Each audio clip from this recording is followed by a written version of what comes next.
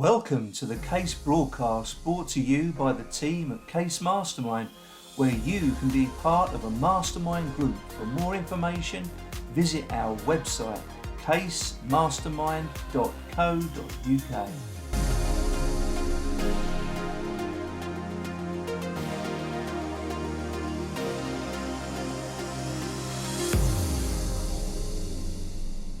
Right, so anyone that's joining us, we're talking about AI and chat GPT. So Jane's in mid-flow. So tell us a bit more about chat GPT. GPT, yeah. So I'll just recap slightly. So my perceptions when it first started getting talked about wildly was that it was not going to be for me, that it was going to be giving historic information, it'd be quite Americanized. So I've had to play around with it. I've had some tuition, if you like, from somebody who knows what they're doing. And my perception has changed completely now in terms of how I can use it in my work, but also I can use it in my personal life as well.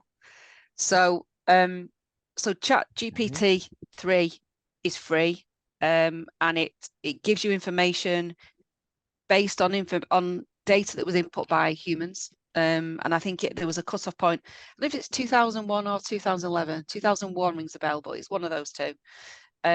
Chat GPT 4 is current. It's learning. It's constantly learning from the internet itself. With Chat GPT 4, you actually get the facility to add 3 sort of plugins. So depending what type of work you are doing. So for example, one of the things I was doing for a client was around analyzing questionnaire responses. So data that we had sent out as a questionnaire. And by selecting the relevant plugin and asking, it's all about what you put into it. You know, just sitting in front of Chat GPT and saying, write me 6 posts on mental health, you're not going to get a great deal from that. But with this particular one, I put in, you know, based on survey data, with Chat GPT 4 as well, you can upload files in the attached CSV file. Can you find common themes and beliefs that arose from this sample of 50 question sets? And within minutes, it's there.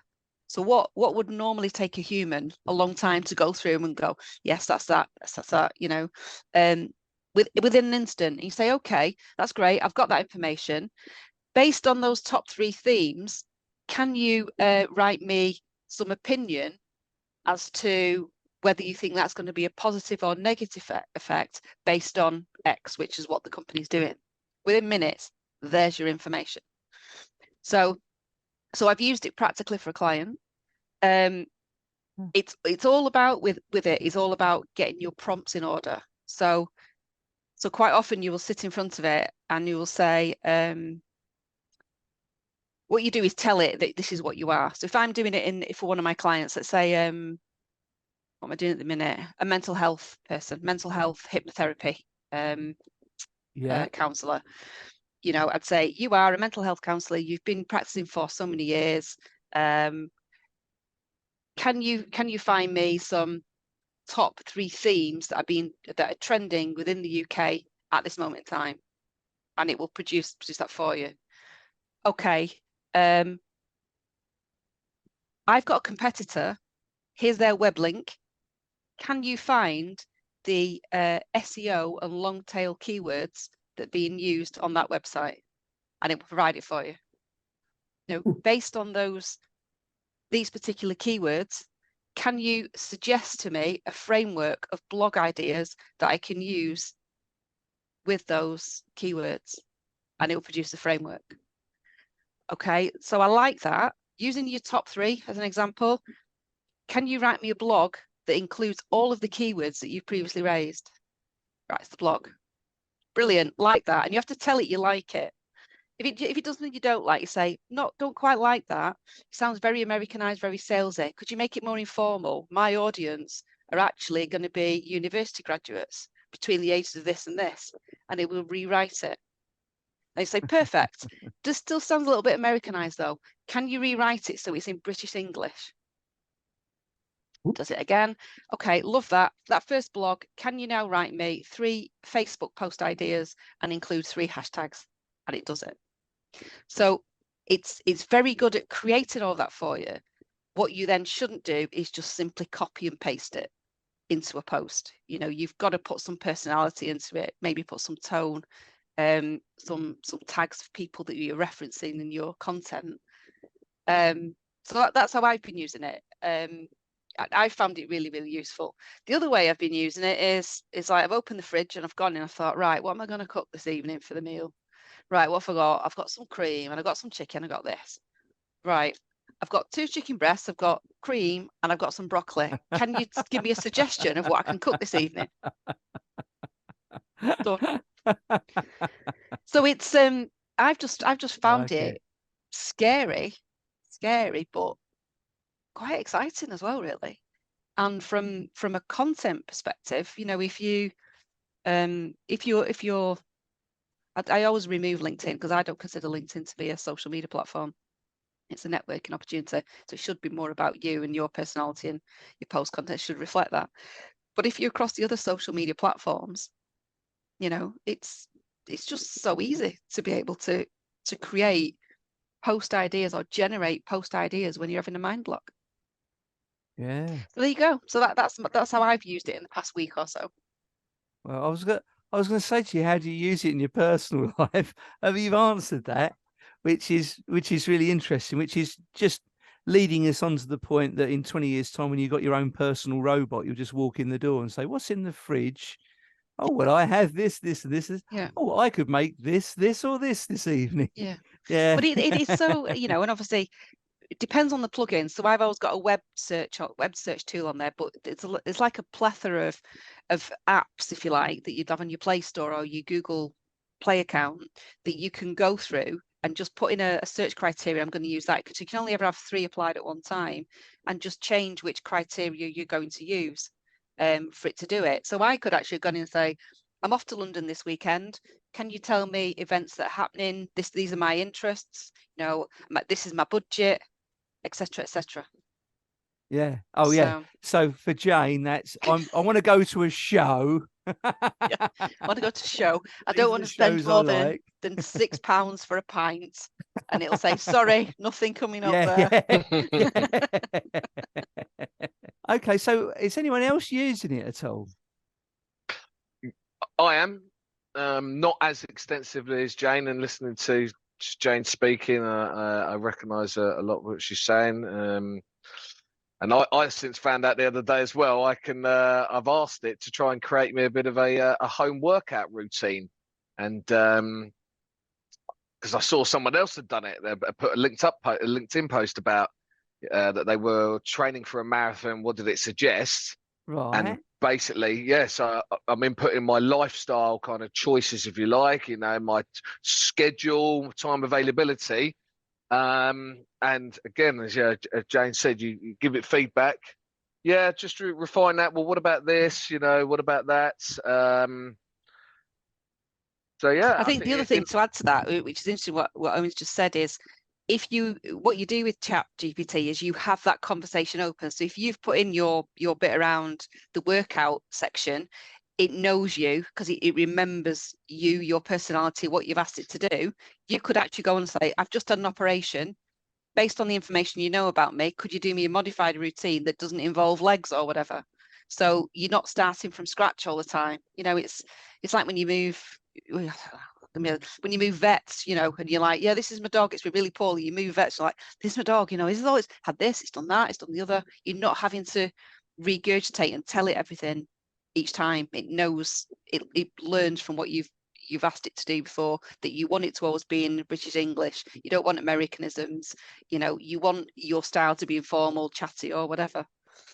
Yeah. I sent it I copied my blogs, or the page where on my site where my blogs are held, and put it into there and just said, look, if this helps, this is my style of writing. It acknowledged it. I don't think I'm using it regularly enough for maybe it to tie that up. But that was one effort I tried to do to kind of help it learn about me. But I'm only using the free version as well at the moment. Yeah. Well, I mean, I'm not sort of I'm not on commission or anything, but I can highly recommend using Len AI, which is a chat that Patrick and I know, Chris. So I had an hour and a half yesterday, and it was 30 quid to join to do this session, and it was all about how to create 30 pieces of social media content, so a month's worth of content. So out of that, you got your blogs, your articles, your posts, etc. So that's why, you know, I mean, I've been practicing playing around with it before, and the bits around using the client to get the survey analysis, but it's just, I think it's only as limited as what you think it's limited by. You know, you can only try. Absolutely. I've done the recipe thing as well. And I was smiling when he said that. So I've just got to get a coffee. I'm not being rude. Left. But yeah, I've used it before to do that. So it can. It's, and that point you were saying about, you know, if you're using it as a framework to create content, which, you know, if you're going to put LinkedIn, put whatever you're going to put, and then you mentioned, Jane, to edit it after that, not just copy and paste. So one of my employees, he's a young guy, it's his first job ever, and he's all over LinkedIn, regular poster. And at first, prior to using ChatGPT, he was posting, you know, and clearly using his own words. Then he went through a period of using ChatGPT to create his content, and suddenly the posts are very different tone, very different language. And I gave him feedback, said, look, there's nothing actually wrong with using it to do that, but if you are going to copy and paste, then acknowledge that. And I've done some posts and I've done some blogs where I've just said, look, I prompted ChatGPT to write this and haven't edited it at all, so that anybody reading it's not suddenly like, or just thinking I'm insincere, fake. I've acknowledged that I've used it, And so that's what I said to him. If you're going to use it, fine. And if you're going to copy and paste it, fine, but put it in context and let your viewers know that you've done that, so that they don't start to think you're and they can't work out who the real you is. It's nothing wrong with using it, so long as you just say I used it and leaves the prompts. Yeah, but I think you've got to inject that personality, and like, so if I do a lot of ghostwriting for people, so I pick up some of the words and the phraseology that they use, so I will then titivate the post content, sometimes quite to a great extent, so it sounds like it come out of their mouth. Because if you're not careful, a lot of what it puts out, it can be like you're reading an encyclopedia, and you're like, oh, that's not quite right. Can you make it a little bit more? What I've not tried, I'm yet to do this, is could you inject some of its colloquial language into this? I'm just interested to see what it will come up with. But yeah, I like using TLDR. The minute it writes something too long, honestly, that's it. Too long, don't read. And it will summarize it. So that there is another little tip as well, that you know, when it just will give you reams and reams and reams and reams of paragraphs. But if at the end of it you say, format this in Markdown so that it's easier to read, it will put sub paragraphs in and put headings and titles and stuff. So if you are doing a copy and paste, because it's a bit mind blowing if you've copied it, paste it to a Word document, and all you've got is all these words. If the actual, you know, system has created logical breaks and suggested headings for you, it just make it a lot easier to read. How many hours of learning am I going to put in to actually be able to use this thing properly? Not that much. Honestly, it is so easy. It's I've probably done say a maximum of 3 hours training, looking at this. Oh, right, okay. And then when I've had something to do, I've just played around with it, and you know, you don't get it perfect each time, but I'm just curious to see what its limits are, if there are any limits. So I've got some client work coming up that I'm going to really test it, just to see. I've got one where it's a client who works within social value, so we're looking at aligning postcodes to another database, and I'm not sure whether it'll be able to find that, but who knows? Because I did a massive piece of work that was quite manual, using Post Office UK postcodes and other sorts of data to look at, you know, statistics around education and poverty and things like that, because there isn't such a database exists. So I'm curious to see if it can be as in-depth as that.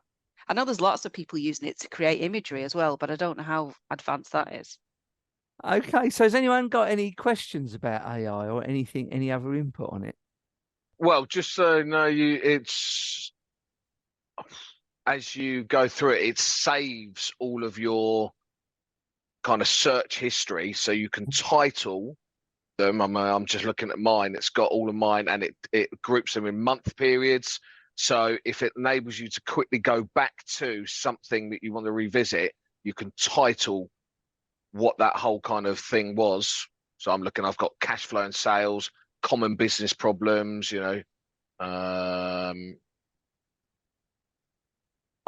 website. So there were various times I used it to create particular prompts. Just as a Oh, okay. Yeah, so it just creates, it will take, I think, the first line of whatever you've created and save it, but then you can edit what you want the title to be. But if you are, like for me, if I'm working for a particular client and I wrote it already, has learned what I'm saying that client is and what they're about, then I just dip straight into that chat again and ask more questions. And then I have folder structures, open. So sometimes, what was the one I asked it to do the other day? This is not my bag entirely at all, but asking for some inspirational quotes around whatever this client is doing, because that's what they want to do. And I said, I want these to be unique and not attributed. So it generated me 20 inspirational quotes, if you like, put that in a CSV file, went into Canva, and then did a bulk upload. And I did, without me having to copy and paste everything was straight in these inspirational quote templates, which I could just go in and change the photo if I wanted to. So there's I've got 20, 30 bits. But that obviously is using other sort of software packages in conjunction with what it outputs. And the other thing I use quite a lot as well is Answer the Public. So I don't pay for that, but Answer the Public is you can just type in 1 or 2 words. So if I take again, say I was doing like a travel agency or travel agent, you type in travel agent, and what it does is it gives you what the questions that people are typing in on Google around that particular topic, like I don't know, is flying a danger? And then you look ones that got the high stats, and then you could actually then force ChatGPT to write you a framework and some blog ideas or whatever around the questions that are being asked. So what you're writing is relevant content for what your audience is searching. So that's another thing that I've used quite a lot as well. Wow. Well, so it gets very analytical. So you yourself, you're doing the creative thinking for the questions in my time that you're I have, No. What I'm saying is you're doing the creative thinking for the questions that you're putting to AI, aren't you? It's taking your creative thinking to a higher level, isn't it? Yeah. You could spend an hour, say you're looking on a new client, you could spend more than an hour prepping what you want to be asking ChatGPT to do. But then once you do, the actual time saved in, if I wasn't using that at all and creating that post content and coming up with the ideas from scratch, it's just phenomenal time saving, to get those ideas and some words, like I say, I write them so it sounds more like the author would sound, but just to get those ideas and those initial thoughts is just lifesaver. Last night I wrote 26, no, I think about 20 posts using ChatGPT's ideas and a little bit of wording for a hypnotherapy centre, doing some holiday cover for her. She posts twice a day, so that within an hour and a half I had 20 odd posts. To continue to listen out, listen up and listen in to the Case broadcast, do hit the subscribe button to receive reminders of all our new episodes.